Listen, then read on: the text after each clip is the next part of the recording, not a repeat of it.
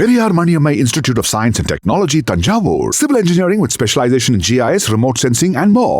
அகில இந்திய அண்ணா திராவிட முன்னேற்ற கழகமும் பாரதிய ஜனதா கட்சியும்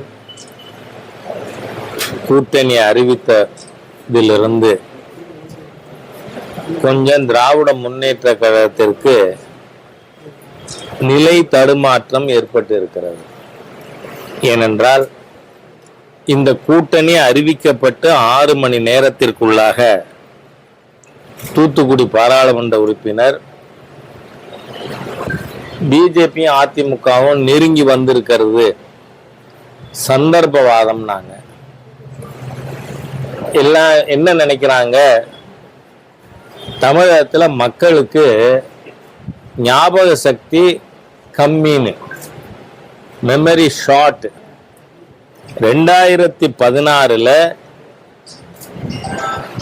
இந்த விழுப்புரம் சிதம்பரம் கட்சியா விசிகா, அது திமுகவோட இருந்ததா? 2 கம்யூனிஸ்டுகள் திமுகவோட இருந்தாங்களா? இவர்கள் தனியா மக்கள் நல கூட்டணின்னு ஒண்ணு வச்சிருந்தாங்க.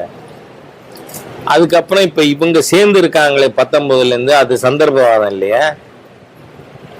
எதுக்கு ஒரு கட்சிக்கும் கூட்டணி வைக்கிறதுக்கு யாரோட வைக்கணுங்கிறத முடிவு பண்றதுக்கான அதிகாரம் இருக்கு.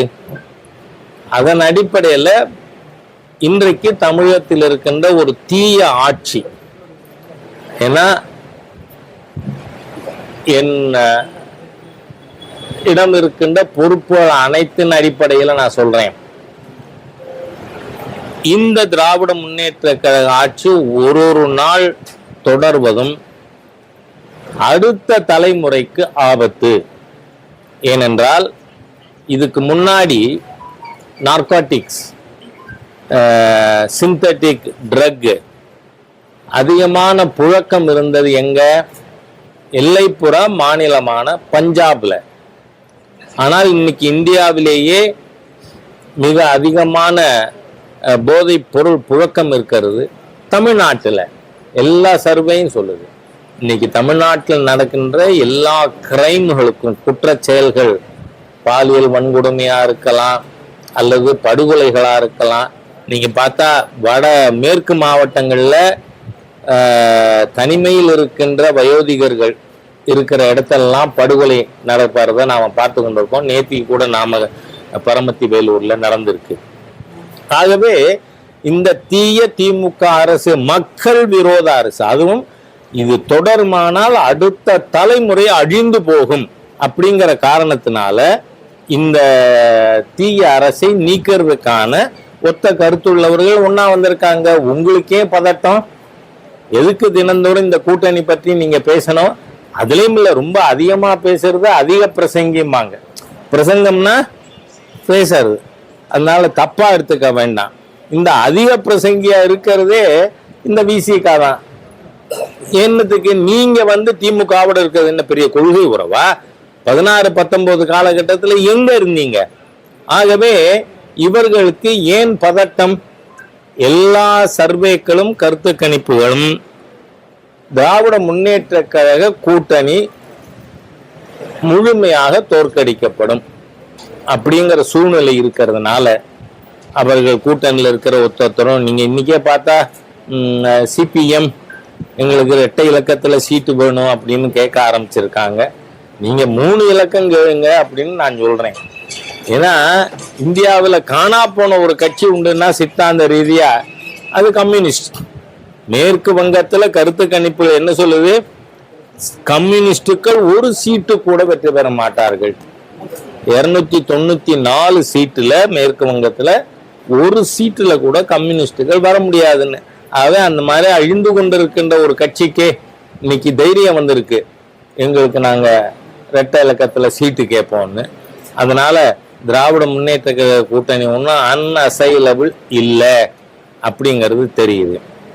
மேலும் இந்த வெகுஜன விரோத ஆட்சி இது. பெரும்பான்மை இந்து சமுதாயத்தின் எதிரிகள் இவர்கள். மதுரையில நீதிமன்றமே கேட்குது, திராவிட முன்னேற்ற கழகத்தின் தலையில நீதிமன்றம் தினந்தோறும் குட்டி கொண்டு இருக்கிறது.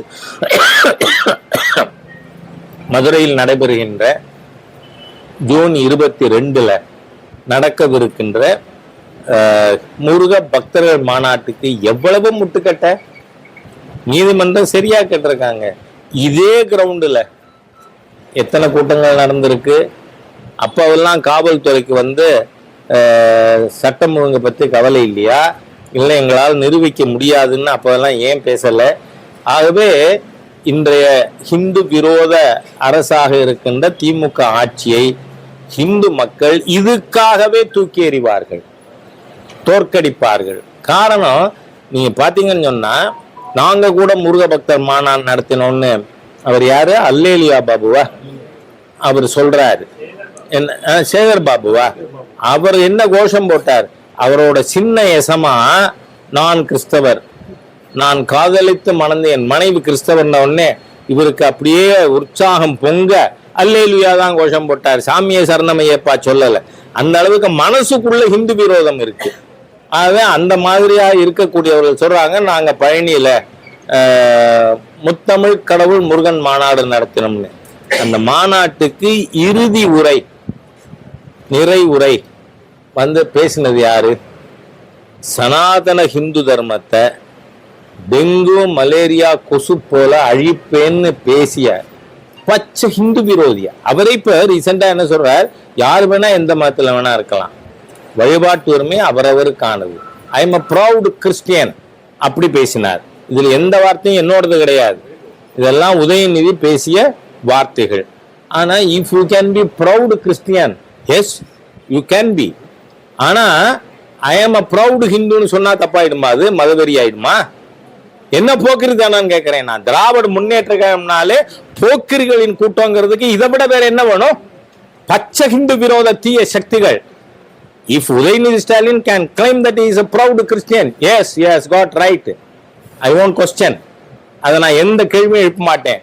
ஆனா ஐ எம் அ ப்ரௌட் ஹிந்துன்னு சொல்றதுக்கு எனக்கு உரிமை இல்லைன்னு பேச திமுக காரங்க தீய சக்திகள் யாருன்னு கேட்கிறேன்னா, அதனால இந்த ஹிந்து முருக பக்தர்கள் மாநாட்டுக்கு தடை போடுறது ஒன்னே போதும்.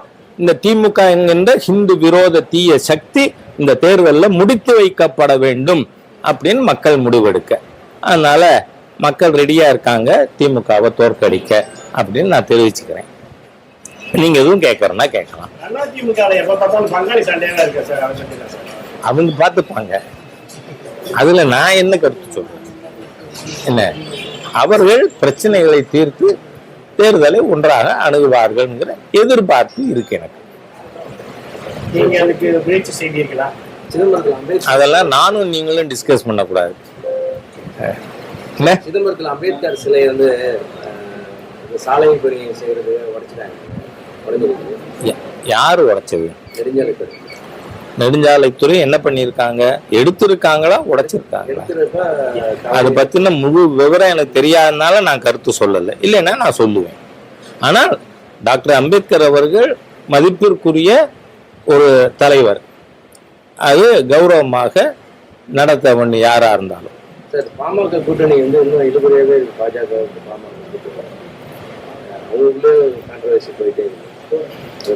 அதான் நான் சொல்றேன், I cannot interfere in it. என்ன, பொதுவா கிராமத்துல நான் கிராமத்தான், எனக்கு அகட விகடம் தெரியாது. கிராமத்துல சொல்லுவாங்க ஒன்னா இருந்தா கண்ணுக்கு அழகு, அப்படி ஒரு வழக்கு இருக்கு, அவ்வளவுதான்.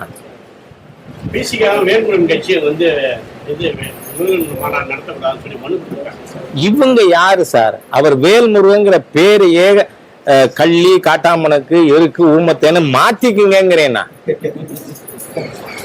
ஒரு பேர் என்ன சொன்னீங்க எனக்கு தெரியாது, அவர் சொல்லி இருக்காரா என்னன்னு. நீங்க இப்ப என்ன சொல்றீங்க? வேல்முருகன் முருகனை எதுக்கிறாருன்னு. பேரை முதல் மாத்திக்கிட்டோம், கள்ளி காட்டாமனுக்கு எருக்கு ஊமத்தை. ஏன்னா ஆங்கிலேயர் நிறைய பேர் ஸ்டோனு மட்டு இப்படி எல்லாம் பேர் வச்சுக்கிறாங்க, கவனிச்சிருக்கீங்களா? கேள்விப்பட்டிருக்கீங்க இல்லையா? அந்த மாதிரி வச்சுக்கோங்கிறேன் நான்.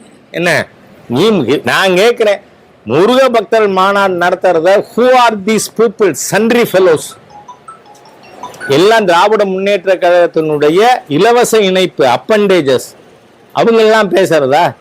வாய மூடிட்டு இருங்க ஐயா, இருக்கிறது இல்லாம போயிருவீங்க. அப்படியா?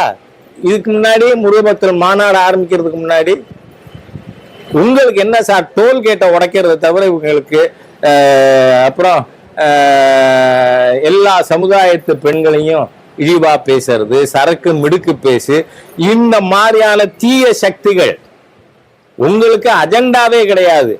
நீங்க பெண்கள் எல்லாம் அலையிறாங்க, இந்த ஜாதிட்ட வந்து படுக்கிறாங்க, இப்படி எல்லாம் பேசலாமா? பேசியிருக்காரா இல்லையா? இன்னி வரை மன்னிப்பு கேட்கலன்னா நான் திருப்பி திருப்பி சொல்றேன், திருப்பி ரிப்பீட் பண்ணுவேன். மன்னிப்பு கேட்கணும் திருமாவளவன். அது எப்படி பேசுவீங்க? உங்க சரக்கு மிடுக்கு பேச்சு அநாகரிகமான பேச்சு இல்ல. அதனால சொல்றேன், நான் தயவு பண்ணி அதிகமா வாயாடாதீங்க அப்படின்னு கேட்டுக்கிறேன்.